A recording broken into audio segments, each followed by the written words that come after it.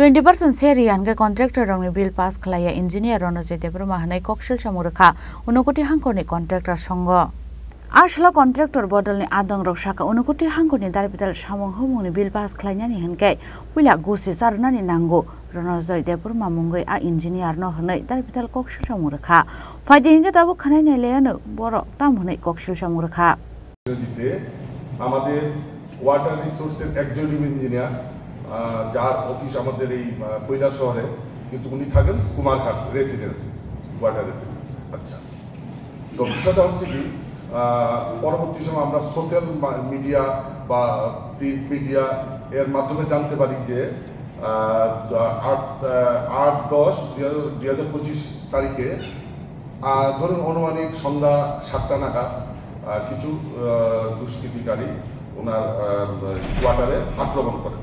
আচ্ছা, তো ওনার আক্রমণ করার পরে উনি আমাদেরই ঠিকাদার শ্রী হিমাংশু দাসের নাম উল্লেখ করেন, কিন্তু আমরা কন্ট্রাক্টর অ্যাসোসিয়েশন আমরা কোনোদিন কোনো অন্যায় প্রশ্রয় দিই না এবং আগামী দিন আমরা কোনো অন্যায় প্রশ্রয় দেব না। কিন্তু এই যে ঘটনা হয়েছে তার নিন্দাজনক, তার জন্য আমরা ধিক্কার জানাই।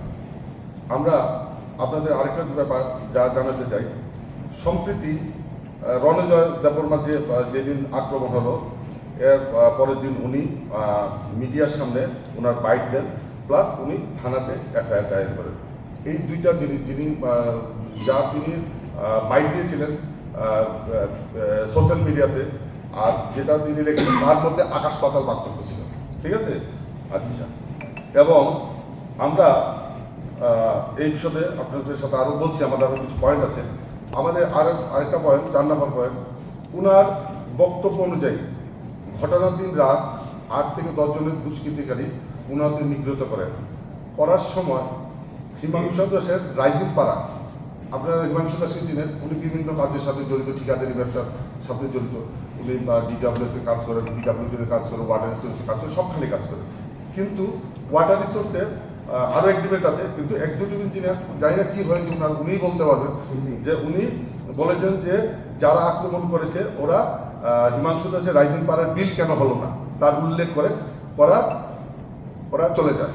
কিন্তু আমাদের বক্তব্য হলো, এই বক্তব্যের সত্যতা যদি আগামী 48 ঘন্টার মধ্যে উনি উদ্ঘাটন না করতে পারেন, then will take the help of the law. ঠিক আছে তো? আচ্ছা, পরবর্তী আমাদের আরেকটা পয়েন্ট থাকবে আপনাদের সামনে। আমাদের যারা ঠিকাদার আমরা এগ্রিমেন্ট করি, এই এগ্রিমেন্টের মাধ্যমে আপনাদের সাংবাদিক বন্ধুরা সবাই জানা থাকেন যারা এই ব্যবসার সাথে জড়িত, আমাদের এগ্রিমেন্টটা হয় ডিপার্টমেন্ট ভার্সেস এজেন্সি। তো যখন হয় সবকিছু এগ্রিমেন্ট আপনারা যারা ঠিকাদারি ব্যবসার সাথে জড়িত তারাও দেখতে পারেন, এটা ঠিকাদার ভার্সেস ডিপার্টমেন্টের হয়। কিন্তু এর মধ্যে উনি একটা পয়েন্ট উল্লেখ করেছেন, যে বারবার উল্লেখ করেছেন, কথাটা একবার না দুবার বলেছেন, আমরা শুনেছি। ব্যুরো রিপোর্ট, চিনি খরাং।